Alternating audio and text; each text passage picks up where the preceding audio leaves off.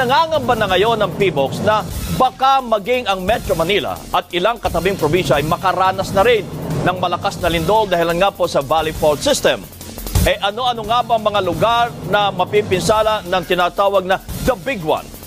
Dahil dito, nagpaalala muli ang Philippine Institute of Volcanology and Seismology o PBOX na anumang oras ay maaring yanigin ng isang magnitude 7.2 na lindol ang Luzon dahil hinog na nga ang West Valley Fault.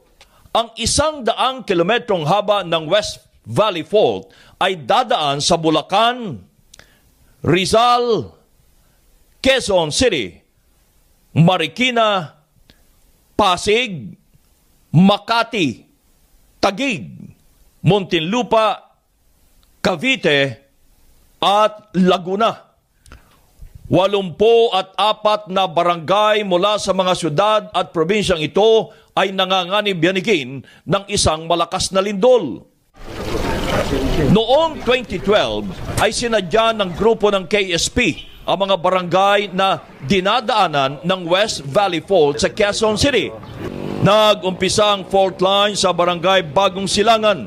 Tatamaan dito ang PhilInvest 2 subdivision. Magtutuloy naman ang West Valley Fault line sa may Batasan Hills kung saan maraming kabahayan ang nakatayo sa danger zone. Diretso sa Pansol ang fault line, natutuloy naman sa Libis kung saan maraming matataas na gusali sa lugar.